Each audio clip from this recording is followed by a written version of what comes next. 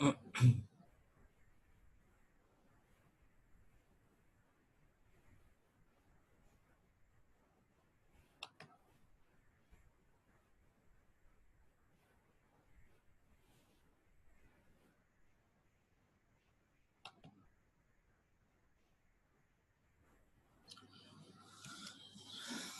باللہ من الشیطان الرجیم، بسم اللہ الرحمن الرحیم۔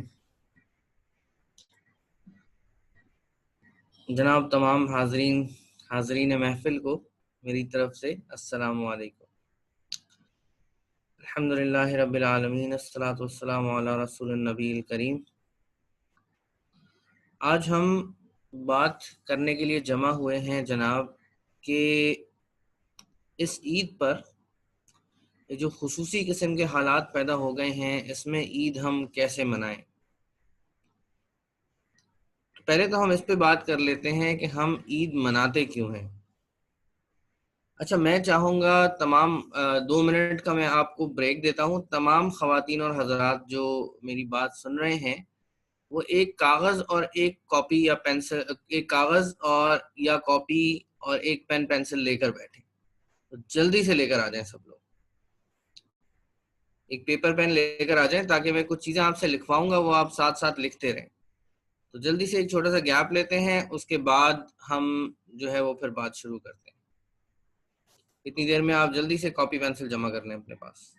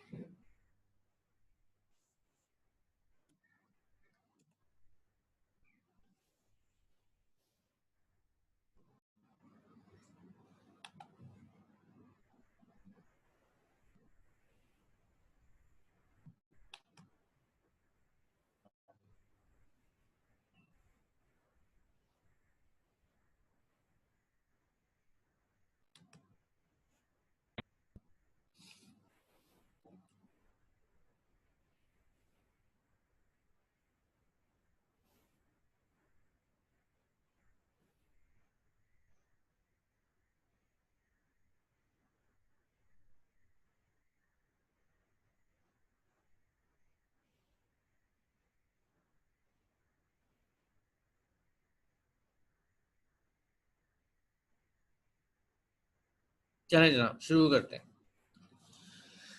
تو سب سے پہلے تو سوال یہ ہے کہ عید ہم کیوں مناتے ہیں۔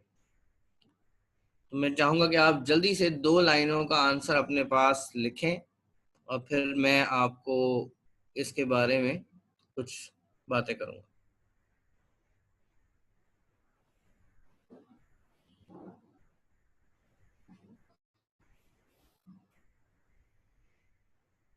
تو بھائی عید جو ہے وہ ہمارے لیے اس بات کا انعام ہے کہ ہم نے اللہ سبحانہ و تعالیٰ کے لیے روزے رکھے۔ اتنی سڑی ہوئی باہر گرمی ہو رہی ہے، سخت قسم کا موسم ہے، اور بہت سے لوگ کام پر جاتے ہیں، بچوں کے اسکولز تو بند ہیں لیکن نارملی تو کھلے ہوئے ہوتے ہیں، اور باقی ساری ایکٹیویٹیز بھی چل رہی ہیں، خواتین کی گھر میں ایکٹیویٹیز چل رہی ہیں، اور ہم اس کے بعد بھی صبح سے شام تک بھوکے پیاسے رہتے ہیں، کچھ عبادات ہماری بڑھ جاتی ہیں۔ تو یہ سارے کام ہم کرتے ہیں تو اللہ تعالیٰ خوش ہو کر ہمیں اس رمضان کے ختم ہونے پر جو ہے وہ ایک انعام دیتے ہیں کہ ہماری مغفرت فرما دیتے ہیں، اور ہمارے لیے دن مختص کیا گیا ہے کہ ہم اس دن خوشی منائیں۔ تو یہ شکر کا دن ہے، خوشی کا دن ہے۔ اچھا، اب سوال یہ پیدا ہوتا ہے کہ جو رمضان ہم نے گزارے، تقریباً اب ختم ہونے کو ہی ہے، تو اس رمضان میں ہماری جو عادات تھیں، اطوار تھیں، اس میں کچھ تبدیلیاں آئی ہوں گی۔ کوئی نہ کوئی ایسی چینجز ضرور آئی ہوں گی جو کہ عام دنوں میں آپ کی عادتیں نہیں تھیں، جو آپ کا جو سارا دن گزارنے کا ڈھنگ تھا اس میں کچھ تبدیلیاں آئی ہوں گی۔ میں چاہتا ہوں کہ آپ وہ جو 5 اچھی تبدیلیاں آئی ہیں آپ کے اندر، جو رمضان میں نہیں تھیں، رمضان سے پہلے نہیں تھیں اور رمضان گزارنے کے دوران آپ کے اندر آ گئی۔ مثال کے طور پہ آپ نے نماز پابندی سے پڑھنا شروع کر دی، جماعت کے ساتھ پڑھنا شروع کر دی، آپ نے جو ہے وہ قرآن کریم کو زیادہ پڑھنا شروع کر دیا، ترجمے سے پڑھنا شروع کر دیا، آپ نے گھر والوں کی بات زیادہ ماننا شروع کر دی۔ کوئی اس طرح کی چیزیں آپ چاہیں اپنے پاس لکھیں اس کو۔ میں چاہتا ہوں کہ آپ وہ 5 باتیں جو آپ کے اندر پازیٹیو چینج آیا ہے اس کو نوٹ ڈاؤن کریں گے، یار یہ 5 چیزیں جو ہے نا، یہ 5 چیزیں جو ہیں وہ میرے اندر چینج ہوئی ہیں۔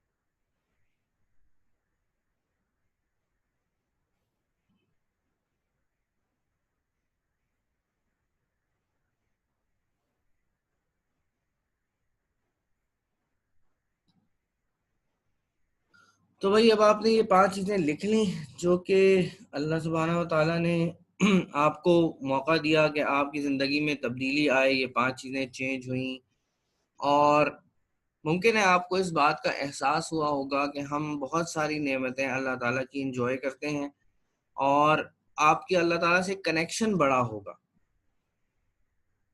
تو جو شخص شکر گزار ہوتا ہے وہ اللہ تعالیٰ کی بہت ساری چیزوں کو انجوائے کرتا ہے۔ خاص طور سے ایک چیز آپ کو ضرور محسوس ہوئی ہوگی، آپ نے نوٹ کیا ہوگا کہ جب آپ سارا دن بھوکے پیاسے رہنے کے بعد کھجور کھاتے ہیں، گلے سے شربت اتارتے ہیں، تو ایک ٹھنڈک کا احساس ہوتا ہے۔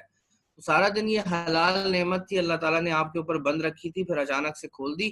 اب آپ اس سے لطف اندوز ہو سکتے ہیں، اس سے مزے اٹھا سکتے ہیں، اس کا فائدہ اٹھا سکتے ہیں۔ تو یہ ایک کتنی بڑی نعمت ہے کہ اس نے ہمیں کھانے کو دیا، اس نے ہمیں پینے کو دیا، اس نے ہمیں زندگی گزارنے کے لیے گھر دیا۔ تو بہت ساری ایسی نعمتیں اللہ تعالیٰ ہمیں دے کر رکھتے ہیں اور ہم جو ہے نارملی اس کا احساس نہیں کرتے۔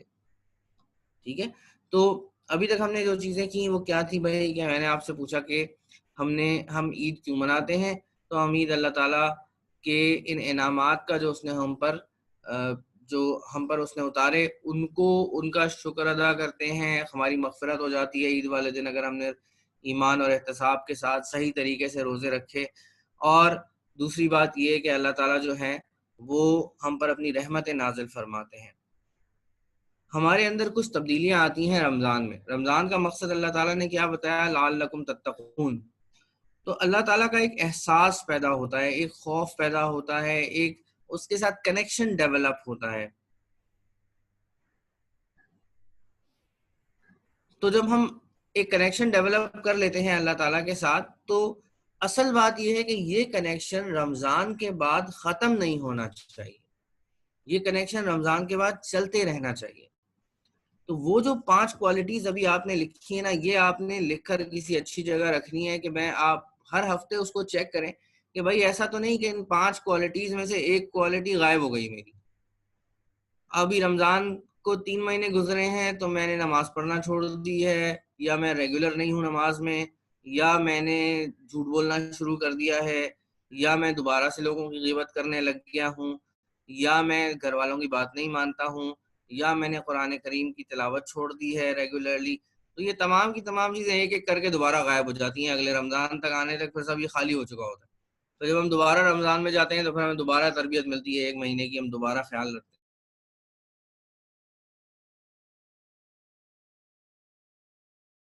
اچھے سے کارڈ کے اوپر لکھ لیجیے گا، اچھے سے پیپر پہ لکھ لیجیے گا، اور کسی ایسی جگہ لگا لیجیے گا جہاں پہ آپ اس کو بار بار دیکھتے رہیں۔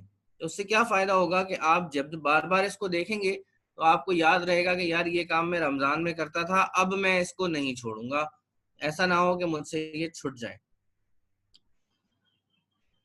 تو تقوی اختیار کرنے کا مطلب کیا ہے جناب؟ کہ اللہ تعالیٰ سے انسان ایک کنیکشن میں رہے. صرف خوف مطلب نہیں ہے کہ ہر وقت ڈرتا رہے، ایک کنیکشن رہے، اس کو اس بات کا احساس رہے کہ میرا ایک مالک ہے جو مجھے ہر وقت دیکھ رہا ہے، جو میرے ساتھ ہے. یہی وہ ایکسلنس کا درجہ ہے جو نبی اکرم صلی اللہ علیہ وسلم نے جس کو احسان فرمایا کہ آپ ہر وقت اس طرح رہیں کہ اللہ سبحانہ و تعالیٰ جو ہیں وہ ان کی موجودگی کا آپ کو احساس رہے، آپ ان کو اپنے سامنے فیل کریں، اپنے ساتھ فیل کریں. تو جب آپ کو یہ فیل ہوگا کہ جی اللہ سبحانہ و تعالیٰ میرے ساتھ ہر وقت موجود ہیں، تو آپ کوئی ایسا کام بھی نہیں کریں گے کہ جس کو اللہ تعالیٰ نے منع فرمایا ہے. اور یہی مقصد ہے روزے کا کہ انسان کو اسی لیے حلال کاموں سے روک دیا گیا ہے کہ وہ یہ یاد رکھے کہ اللہ سبحانہ و تعالیٰ کے کہنے پہ میں ان چیزوں سے رک گیا ہوں جن چیزوں کی مجھے ویسے اجازت ہے. تو جب میں حلال کاموں سے روک سکتا ہوں تو میں حرام کاموں سے بھی روک سکتا ہوں. اور یہ کب ہوگا؟ جب بندہ جو ہے وہ اس بات کا احساس رکھے گا کہ میرا مالک مجھے دیکھ رہا ہے، اس نے مجھے پیدا کیا ہے، اس نے مجھے کھلایا پلایا ہے، سارا دن میں اس کی نعمتیں انجوائے کرتا ہوں اور اس کے بعد مرضی اپنی کرتا ہوں. تو یہ تو کوئی اچھی بات نہ ہوئی نا. اب اللہ تعالیٰ کی نعمتیں کیا ہیں؟ کبھی ہم نے احساس کیا، اللہ تعالیٰ کہتے ہیں وَإِن تَعُدُّوا نِعْمَتَ اللَّهِ لَا تُحْصُوهَا، اگر تم اللہ سبحانہ و تعالیٰ کی نعمتوں کو گننا چاہو تو تم صبح سے لے کے شام تک اللہ تعالیٰ کی نعمتیں انجوائے کرتے ہیں، ان کا فائدہ اٹھاتے ہیں، اور پھر ہم آخر میں بات اس کی نہیں مانتے، مرضی اپنی کرتے ہیں. یہ تو کوئی اچھی بات نہ ہوئی. تو ہم کیا کر سکتے ہیں؟ میں چاہتا ہوں کہ آپ اسی طرح کی ایک لسٹ بنائیں فرصت سے، جس کے اندر آپ وہ تمام نعمتیں جو آپ نے آج کے دن انجوائے کی ہیں، رات کو سونے سے پہلے ایک لسٹ بنایا کریں. اس لسٹ میں دیکھا کریں کہ آپ نے سارا دن کون کون سی نعمتیں انجوائے کی، اور اس کے بعد اس تمام چیزوں کے اوپر اللہ تعالیٰ کا شکر ادا کیا کریں. اے اللہ آپ نے مجھے کھانے کو دیا، اے اللہ آپ نے مجھے پہننے کو دیا، اے اللہ آپ نے مجھے ماں باپ دیے، گھر دیا، بہت ساری ایسی چیزیں دی جن کی مجھے ضرورت ہے. اور وہ ایک ایک چیز جو آپ نے سارا دن انجوائے کی ہے اس کی ایک لسٹ تو بنائیں ذرا، اور اس کو بنانے کے بعد صبح ایک دفعہ اٹھ کے اس کو دیکھ لیا کریں. اور جب آپ روزانہ یہ پریکٹس کریں گے نا تو آپ کے اندر ایک عادت پیدا ہوگی، شکر گزاری کی عادت. اور شکر گزاری کی جو عادت ہے نا وہ آب حیات جیسی ہے، وہ انسان کو بالکل بدل کے رکھ دیتی ہے. دو الگ الگ طرز زندگی ہیں، ایک شکر گزاری کا طرز زندگی ہے اور ایک ناشکری کا طرز زندگی ہے. شکر گزاری کا طرز زندگی یہ ہے کہ اللہ تعالیٰ نے جو نعمتیں بھی آپ کو دی ہیں آپ اس کا شکر ادا کرتے چلے جائیں اور اس کے اوپر اس کے ممنون رہیں. اگر آپ کے لیے کوئی بندہ کوئی اچھا کام کر دیتا ہے، کوئی ذرا سا چھوٹا سا کام بھی آپ کے لیے کر دیتا ہے، آپ اس کا شکریہ ادا کریں، آپ کہیں یار تھینک یو سو مچ، آپ نے میرے لیے کیا. اس کو اپنا حق نہ سمجھیں کہ بھائی یہ میرے لیے کر رہا ہے تو اس کا فرض ہے کہ یہ میرے لیے کر رہا ہے. اگر دنیا میں آپ کو کوئی فائدہ پہنچا دیتا ہے، میں کل پرسوں ایک چیز دیکھ رہا تھا، کوئی ایک صاحب ہیں وہ اپنے پیج کے اوپر لوگوں کے سگنیچرز بنا کے دیتے ہیں. تو کسی نے نیچے کمنٹ کیا ہوا تھا شیم آن یو، میں نے آپ کو اپنا نام بھیجا، آپ نے مجھے سگنیچر بنا کے نہیں دیا. اور اس پر اگلا جملہ لکھا ہوا تھا پلیز میک مائی سگنیچر، یعنی اس کو برا بھلا بھی کہہ رہا ہے اور اس سے کام بھی کروانا چاہ رہا ہے. اچھا ایسا کیوں ہو رہا ہے؟ کیونکہ وہ سمجھتا ہے کہ یہ میرا حق ہے کہ یہ دوسرا بندہ مفت میں میرا کام کر کے دے.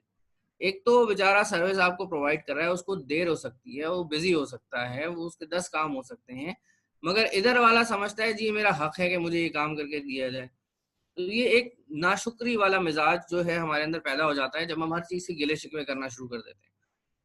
ہماری نظر اگر آپ کو ایک کیک ملے نا، اس کیک کے اس 8ویں ٹکڑے پہ ہو جو وہاں پہ خالی ہے، تو آپ باقی 7 ٹکڑوں کو بھی کبھی انجوائے نہیں کر سکیں گے.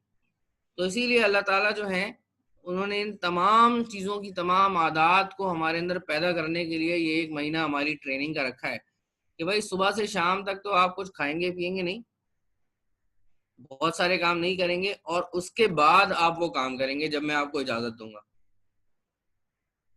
تو کچھ ایسے لوگ بھی ہیں جن کو کھانے پینے کو نارملی مشکل سے ملتا ہے، آپ کو ان کا بھی احساس ہوگا. تو یہ ایکسرسائز جو میں آپ کو بتا رہا ہوں یہ ضرور کیجیے گا. جب انسان کی نظر اس چیز پر ہوتی ہے کہ مجھے نعمتیں کیا ملی ہیں، تو جو کچھ اس کو نہیں ملا ہوتا جس سے اللہ تعالیٰ نے اس کو اپنی کسی حکمت کی وجہ سے محروم رکھا ہوتا ہے، ان چیزوں پر سے اس کی نظر ہٹ جاتی ہے اور وہ ان چیزوں کو دیکھتا رہتا ہے جن چیزوں کا ذکر آپ زیادہ کرتے ہیں نا. آپ کوئی چیز خریدنی ہے تو آپ کو ہر طرف وہ چیز نظر آنا شروع ہو جائے گی. اس کی وجہ کیا ہے؟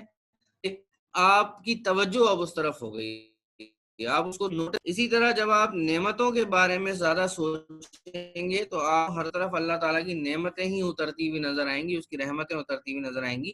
آپ اس کو نوٹس زیادہ کریں گے, اور جب آپ اس کو نوٹس زیادہ کریں گے تو آپ کو اس کا فائدہ ہوگا. تو یہ رمضان کے کچھ ایسے انعامات ہیں جو ہمارے اوپر ہیں, اور ہمیں اللہ تعالیٰ سے عید مانگنا ہے. اللہ کے نبی صلی اللہ علیہ وسلم نے دعا سکھائی ہے ہمیں, اللہ علی ذکر کا و شکر کا و حسن عبادت, کہ بھائی اے اللہ میری مدد فرمائیے کہ میں آپ کا ذکر کر سکوں, آپ کو یاد کر سکوں, آپ کا شکر ادا کر سکوں, اور بہترین طریقے سے, خوبصورت طریقے سے آپ کی عبادت کر سکوں. تو یہ تمام کی تمام چیزیں جو ہیں وہ رمضان کا سبق ہے جو کہ ہمیں ملا ہے, اور ہم اس کو اپنی زندگی میں اگر اپلائی کر دیں تو ہمیں اس کے بڑے فائدے ہوں. اچھا, اب یہ جو نعمتوں کا میں آپ کے سامنے ذکر کر رہا ہوں, آپ تصور کریں کہ ان میں سے ٹاپ 3 نعمتیں, تمام لوگ ذرا جلدی سے سوچیں کہ ٹاپ 3 نعمتیں کیا ہیں آپ کے پاس, اللہ تعالیٰ نے آپ کو کون سی ٹاپ 3 نعمتیں دی ہیں, جلدی سے لکھیں ان کو.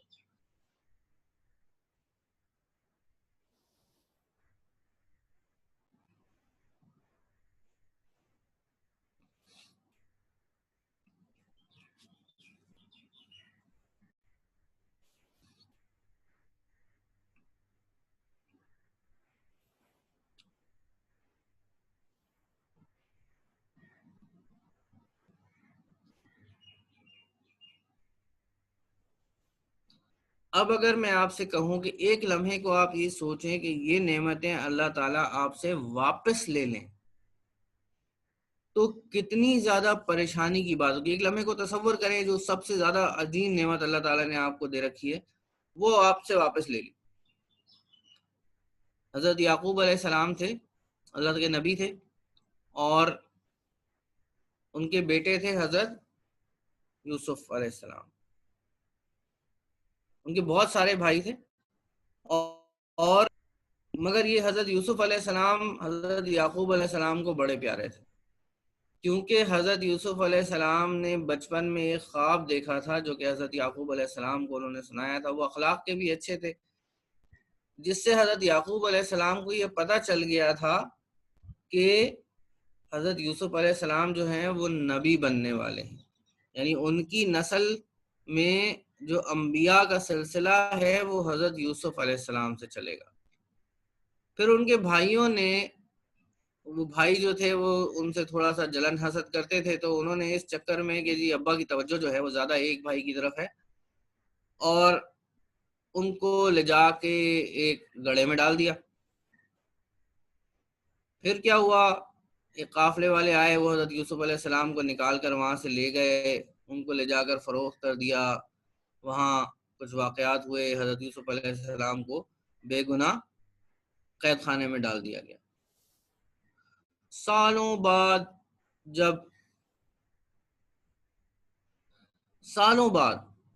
جب حضرت یوسف علیہ السلام کو حضرت یوسف علیہ السلام نے اپنے والد صاحب کو اپنی قمیص بھجوائی اس ثبوت کے طور پہ کہ وہ زندہ ہیں, تو اس وقت تک حضرت یعقوب علیہ السلام کی حضرت یوسف علیہ السلام کی یاد میں روتے روتے بینائی جا چکی تھی.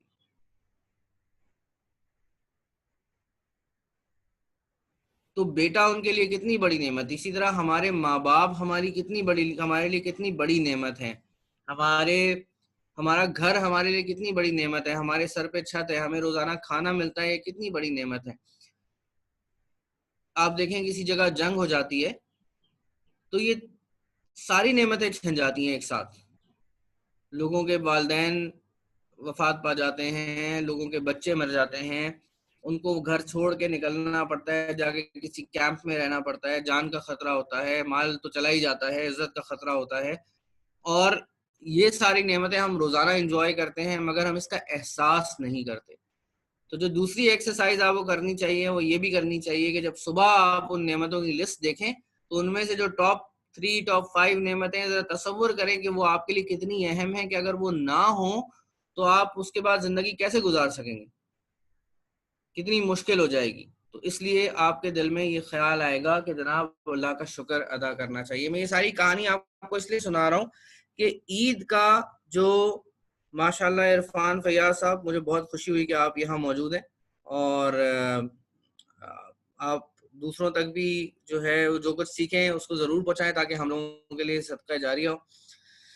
تو یہ ساری نعمتیں جو ہیں، اور آپ جو بات میں کہہ رہا ہوں میرے خیال میں اس کو اچھے طریقے سے محسوس کر سکتے ہوں گے، کیونکہ ہمارے پاس تو یہ نعمتیں موجود ہیں، آپ کے پاس اس میں سے کچھ یقیناً پریشان کن حالت میں ہیں.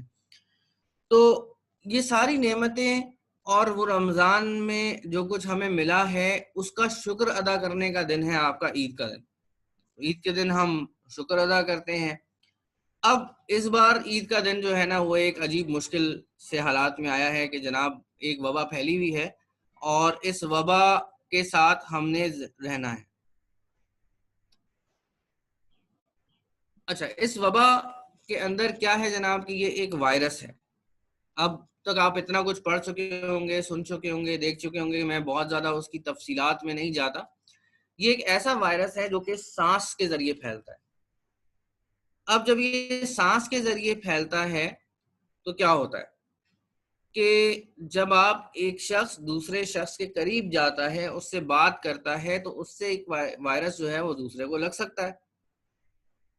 تو سب سے پہلا کام جو یہ کرنا ہے وہ اس بات میں احتیاط کرنی ہے کہ بھائی فاصلہ رکھنا ہے ایک دوسرے سے. جب آپ ایک دوسرے سے فاصلہ رکھیں گے تو یہ آثار کم ہوں گے کہ آپ کسی جو ہے وہ وائرس اس سے لے نہ آئے. اچھا، یہ وائرس اس کی خاص بات یہ ہے کہ یہ آپ کے گھر خود نہیں آئے گا، آپ اس کو باہر سے لے آئیں گے، ہے نا. یہ خود سے چل کے نہیں آتا ہے، اس کو کوئی نہ کوئی لے کر آتا ہے. یا آپ کے گھر آنے والا کوئی شخص اس کو لے آئے گا، یا آپ خود اگر باہر جائیں گے تو باہر سے لے کے آ جائیں گے اور باقی سارے گھر والوں کو لگا دیں گے. تو سب سے اہم چیز یہ ہے کہ جناب وائرس کو اپنے گھر لانے سے روکا جائے. تو اس عید پہ ایک دفعہ یہ کام کر لیں کہ جن لوگوں سے آپ نے ملنا ملانا ہے، جن سے گلے ملا کرتے تھے ان سے گلے نہ ملے، اور جن سے جا کر ملا کرتے تھے ان سے جا کر نہ ملیں.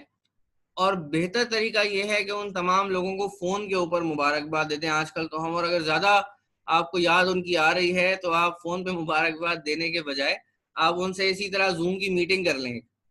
سب تیار ہو جائیں، تیار ہونے کے بعد لیپ ٹاپ کے سامنے بیٹھ جائیں اور زوم کی ایک میٹنگ کر لیں تاکہ آپ کا پرسنل انٹریکشن نہ ہو لوگوں سے. جب کوئی اس قسم کی مصیبت آتی نا، اب دیکھو عید کا جو دن ہے اس دن اللہ تعالیٰ بہت خوش ہوں گے، تو اللہ تعالیٰ سے یہ پناہ مانگنے کی چیز ہے. دیکھیں اللہ تعالیٰ نے کہا ہے کہ زمین اور آسمان کے تمام لشکر اللہ تعالیٰ کے ہیں، جنود السماوات والارض. زمین اور آسمان کے تمام لشکر اللہ تعالیٰ کے ہیں. یہ ساری کی ساری جو بھی ہمیں باہر چیزیں نظر آتی ہیں نا، یہ ہمارے خلاف ہو جائیں، اس میں سے کوئی چھوٹی سی چیز، ایسی مخلوق ہے اللہ تعالیٰ کی جو ہمیں آنکھوں سے بھی نظر نہیں آتی. یہ نارمل جو ہماری مائکروسکوپس ہوتی ہیں اس سے بھی نظر نہیں آتی. اتنی مختصر سی، اتنی چھوٹی سی مخلوق ہے اور اس نے پوری انسانیت کو عاجز کر کے رکھ دیا. تو جب اس قسم کی مصیبت آتی ہے، پریشانی آتی ہے، تو اس کے سامنے اکڑ کر کھڑے نہیں ہوتے، اور نہ صرف یہ کہ اس کے سامنے اکڑ کر کھڑے نہیں ہوتے، اس کا مقابلہ بھی نہیں کرتے بھائی. اللہ تعالیٰ سے پناہ مانگتے ہیں، اس سے بچنے کی کوشش کرتے ہیں، عاجزی کا اظہار کرتے ہیں، اللہ تعالیٰ سے کہتے ہیں کہ بھائی میں اور ہم سب کے سب لوگ، ساری کی ساری انسانیت، جتنی بھی مخلوقات ہیں اس وقت وہ مشکل میں ہیں، اور آپ رحم فرمانے والے ہیں. آپ کے حکم سے یہ وائرس آیا ہے، آپ کے حکم سے ہی جائے گا. ہمارے ہاتھ میں احتیاط جتنی ہے وہ ہم نے کرنی ہے. تو میرا مشورہ بھائی آپ کو یہی ہے کہ اس عید پر ملنے جلنے سے، خاص طور سے جو گھر کے باہر سے آ رہا ہے اس سے پرہیز کریں، اور ایک دوسرے کے گھروں میں بھی نہ جائیں. کوشش کریں کہ جو میٹنگز آپ مل کر کرتے تھے اس کی جگہ آپ جو ہے وہ ایک ایک زوم میٹنگ کر لیں تاکہ آپ دوسروں کو مبارکباد دے سکیں، باقاعدہ ٹائم رکھ لیں تاکہ یہ بھی نہ ہو کہ جناب بالکل ہی آپ کسی سے نہیں ملے، بندے کا دل چاہتا ہے کہ اپنے قریبی رشتہ داروں کے ساتھ بات کریں. اور بھیڑ بھاڑ سے تو بالکل پرہیز کریں، جتنا ممکن ہو کوشش کریں کہ آپ بھیڑ بھاڑ والی جگہوں پہ نہ جائیں. اگر جانا بہت ضروری ہے تو کم سے کم ایک نارمل ماسک لگا کر جائیں، تاکہ ویسے تو بہت زیادہ پروٹیکشن نہیں دیتا لیکن یہ کہ جتنا گزارا ہو سکتا ہے اتنا ہو جائے. پھر ایک بات اور بہت اہم ہے، اسی ضمن میں کرنا چاہوں گا کہ ہمیں بہت ساری خبریں آتی ہیں نا، آپ اور میں ہم سب موبائل استعمال کرتے ہیں، اور یہ جو موبائل ہم استعمال کرتے ہیں تو اس میں ہمارا کام ہوتا ہے کہ ہمارے پاس جو بھی نیوز آئے ہم نے دھڑ سے اس کو فارورڈ کر بٹن دبانا ہوتا ہے اور 10 لوگوں کو بھیج دینا ہوتا ہے. اب میں آپ کو کچھ اصول بتاتا ہوں جو کہ دین کے بتائے ہوئے اصول ہے، یہ میرے بنائے ہوئے اصول نہیں ہے. قرآن کریم میں ہے کہ جب کوئی فاسق شخص تمہارے پاس کوئی خبر لے کر آئے تو اس کی تصدیق کر لیا کرو، فتبین. اب آپ کے پاس جناب ایک عدد خبر چلتی ہوئی آ رہی ہے کہ جی فلاں فلاں نے فلاں فلاں کام کر دیا، اور آپ نے بغیر تصدیق کیے اس کو آگے بڑھا دیا، تو یہ آپ نے کیا کیا؟ یہ اللہ تعالیٰ کے دیے ہوئے حکم کی واضح خلاف ورزی کی. تو کوشش کریں گے جس چیز کی تصدیق نہ ہو سکے اس چیز کو آگے نہ بڑھائیں. پھر دوسری چیز کہ اللہ کے نبی صلی اللہ علیہ وسلم نے بھی فرمایا، حدیث کا مفہوم ہے کہ بندے کے جھوٹا ہونے کے لیے یہی کافی ہے کہ جو سنے اس کو آگے بڑھا دے. آج کل ہم یہ کام زور و شور سے روز و شب کر رہے ہیں، تو اپنے آپ کو. اور پھر دوسری حدیث ہے کہ بھئی مومن جھوٹا نہیں ہو سکتا، سب کچھ ہو سکتا ہے. تو پھر ہمیں اپنے اوپر نظر ثانی کرنی چاہیے، اپنے طرز عمل کے اوپر، کہ ہم اپنے آپ کو کن لوگوں میں شامل کر رہے ہیں. پھر تیسری چیز یہ ہے کہ ان ذرائع پر اعتماد کریں جو ذرائع ان معاملات کے اندر مہارت رکھتے ہیں. ایسے لوگ جو کہ دین کی سمجھ بھی رکھتے ہیں اور ان معاملات کو بھی سمجھتے ہیں. مثال کے طور پہ پاکستان میڈیکل ایسوسی ایشن ہے، پاکستان اسلامک میڈیکل ایسوسی ایشن ہے، اور آپ کی وزارت صحت ہے. اگر آپ کو وزارت صحت پسند نہیں تو کوئی بات نہیں، آپ کم سے کم ان دو میڈیکل ایسوسی ایشنز کے پیجز کے اوپر جا کے تو دیکھیں گے یہ کیا ریکمنڈیشن دے رہے ہیں. Infectious disease society of Pakistan ہے، WHO ہے، یہ وہ ادارے ہیں جن کا کام ہی یہی ہے. ٹھیک ہے. اسلامک میڈیکل ایسوسی ایشن کا یہ ہے کہ وہ ان لوگوں پر مشتمل ہے جن کا تعلق دین سے بھی ہے اور میڈیکل کی سائنس سے بھی ہے.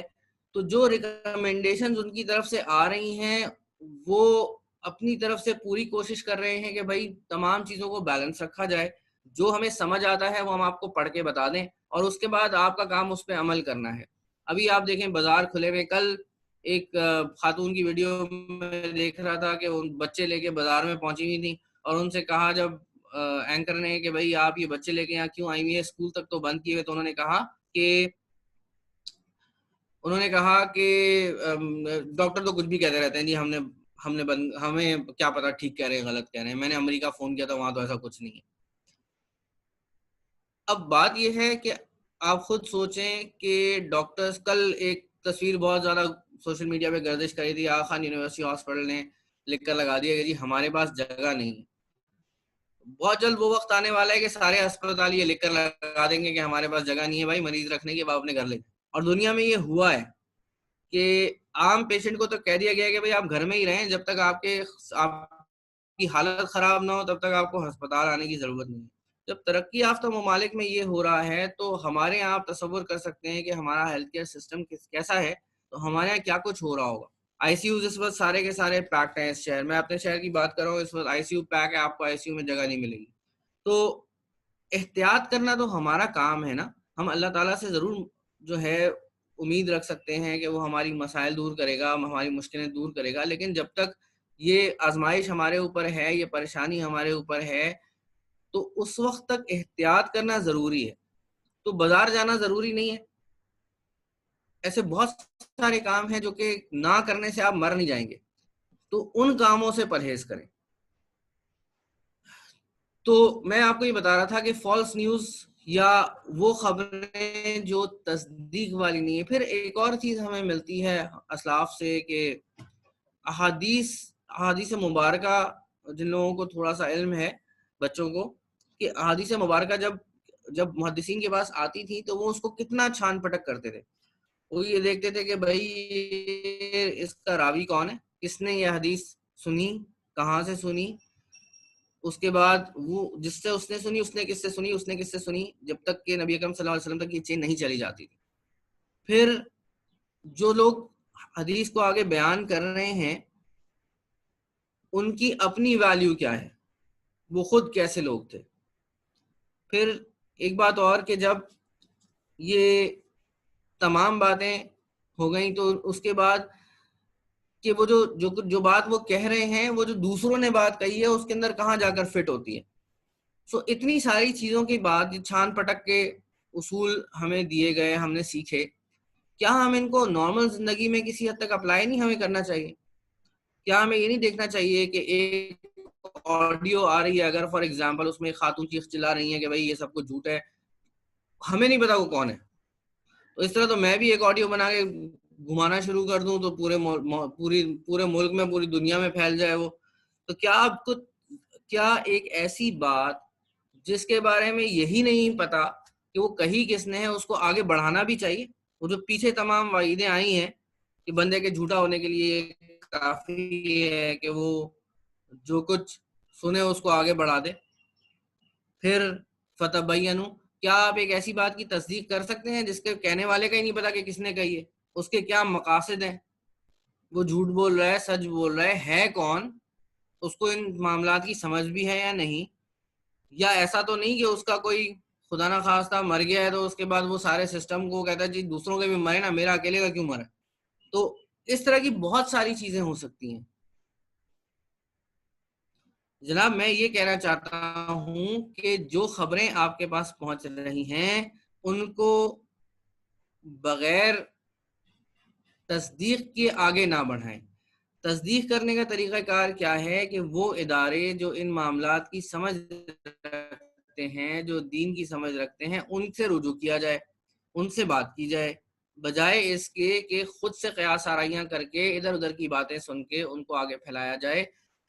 یہ طرز عمل آج کل وبا کے زمانے میں بھی خطرناک ہے کیونکہ اس سے پھیل رہی ہے کنفیوژن، اور جب کنفیوژن پھیل رہی ہے اور آپ کنفیوژن کو پھیلانے کا حصہ بن رہے ہیں یہ خبریں فارورڈ کر کے جو کہ غیر مصدقہ ہیں، تو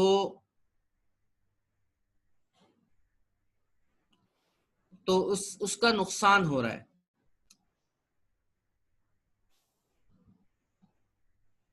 عثمان بھائی میرے خیال میں کچھ کویسچنز ایک دو لے لیتے ہیں اس بارے میں، اور کیونکہ ایک دو لوگوں نے مجھے یہاں پہ میسج کیا ہوا ہے کہ سمجھ ان کو نہیں آ رہی ہے بات، تو میں اگر کویسچن سن لوں گا تو مجھے آسانی ہو جائے گی یہ سمجھانے میں کہ ان کو کیا سمجھانا ہے. جی ٹھیک ہے، صحیح ہے. آپ مجھے بتا دیں کس کا؟ رمیسا ایک تھی آئی تھنک، رمیسا آصف.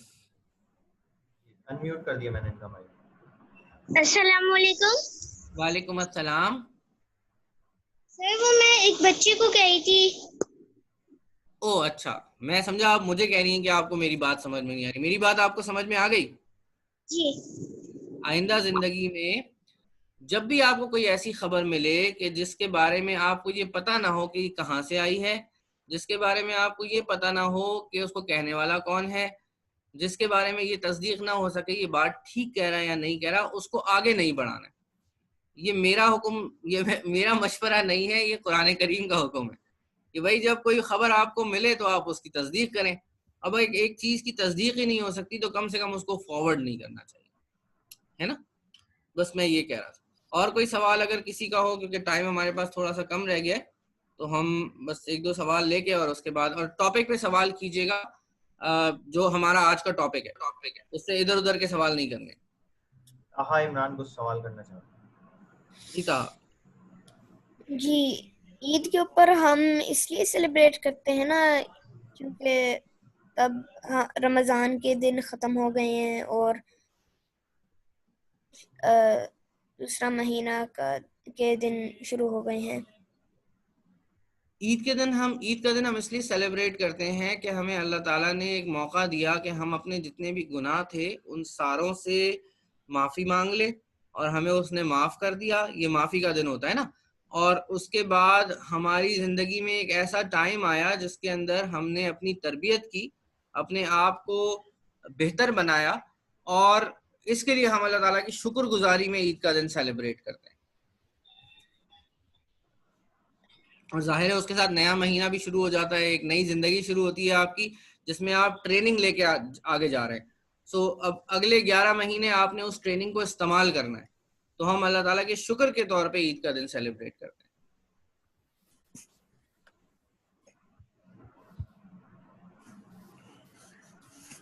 ٹھیک ہے بچے؟ اوکے.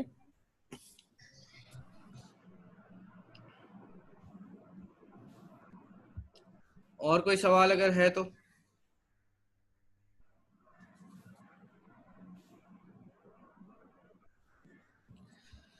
چلیں جناب، بس پھر ایسا ہے کہ اللہ تعالیٰ سے دعا ہے کہ وہ ہم سب کو جو کچھ ہم نے جو میں نے کہا آپ نے سنا، اس کو مجھے بھی اور آپ کو بھی اس پر عمل کرنے کی توفیق عطا فرمائے، کیونکہ جب تک ہم جو کچھ سیکھا جائے اس پہ عمل نہ کریں تو وہ کسی کام نہیں آتا. اور ہم سب کو اللہ تعالیٰ جو ہیں وہ اچھا مسلمان بننے کی، اچھا مومن بننے کی توفیق عطا فرمائے، ہمیں اپنا شکر ادا کرنے والا بندہ بنائے. تو مجھے امید ہے کہ آپ تمام جو باتیں میں نے آپ کو 3-4 بتائی ہیں ان کے اوپر عمل ضرور کریں گے. ٹھیک ہے جناب؟ ہاں جی بولیں.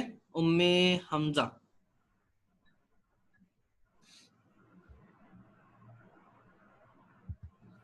ام حمزہ کا بھائی مائک کھول دیجیے گا. السلام علیکم. وعلیکم السلام. کون تو بھی سچ بولنے والے کیا تو بھی بولے آپ کو لیکن وہ غلط رہی تو؟ بیٹا سوال دوبارہ دہرا دیں، مجھے سوال سمجھ نہیں آیا آپ کا، زور سے بولیے گا تھوڑا سا. اگر کوئی سچ بولنے والے اچھی سچی نیوز دینے والے بولے لیکن وہ اگرچہ غلط رہی تو؟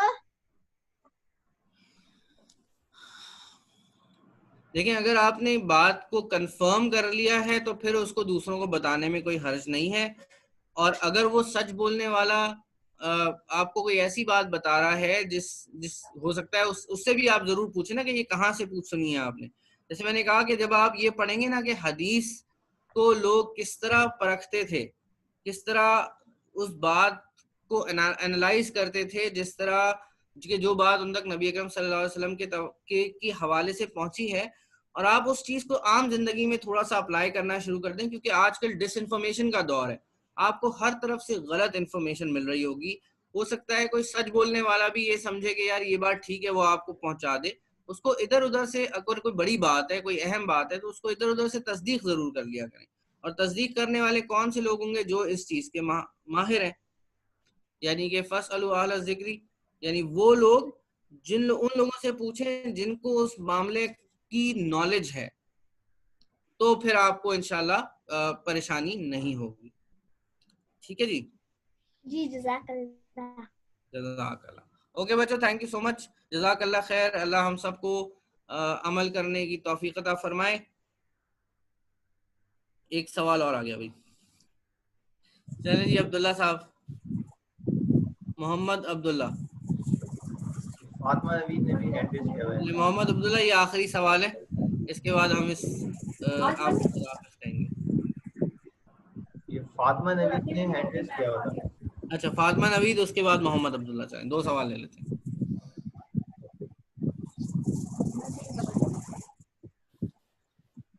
فاطمہ بیٹا بولیے. شاید یہ اویلیبل نہیں ہے. میں عبداللہ کا مائک انمیوٹ کر دوں.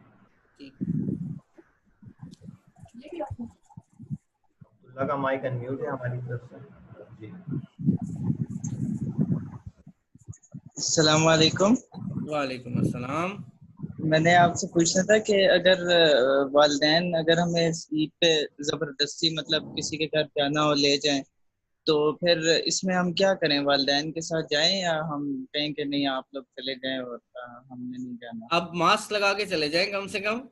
پہلے تو کوشش کریں کہ آپ والدین کو منا لیں کسی طریقے سے کہ نہ جائیں, لیکن اگر پھر بھی وہ آپ کو لے جانا چاہ رہے ہیں تو آپ ماسک واسک لگا کے اچھی طرح پروٹیکشن میں جائیں. وہاں جا کے لوگوں سے ذرا فاصلہ رکھیں. والدین کی بات ماننی چاہیے, لیکن والدین کو بھی سوچنا چاہیے کہ اس طرح جو ہے وہ جانا خطرناک ہے. ٹھیک ہے نا. اور جن کے پاس جا رہے ہیں اگر فار ایگزامپل وہ ان میں سے لوگ اگر بزرگ ہیں تو ان کے لیے تو زیادہ خطرہ ہے کہ آپ یہاں سے وائرس لے کے جائیں گے, ان کو لگا کے آ جائیں گے, اللہ نہ کرے تو. اور کسی کو پتہ نہیں ہے کہ کس کو ہوا ہوا ہے اور کس کو نہیں ہوا ہوا نا. ضروری نہیں کہ آپ کو سمٹمز آ رہے ہوں, تو کل کو وہ بیچارے اور زیادہ پریشان ہوں. تو اس وقت ایڈوائزیبل یہی ہے کہ لوگوں سے فاصلہ رکھا جائے. ٹھیک ہے, چلیں جناب, تھینک یو سو مچ, جزاک اللہ خیر. اللہ آپ سب لوگوں کو خوش رکھے. عید کی خوشیاں آپ سب کو مبارک ہوں, اور ہم سب کو دعاؤں میں یاد رکھیں. اللہ حافظ. السلام علیکم ورحمۃ اللہ وبرکاتہ.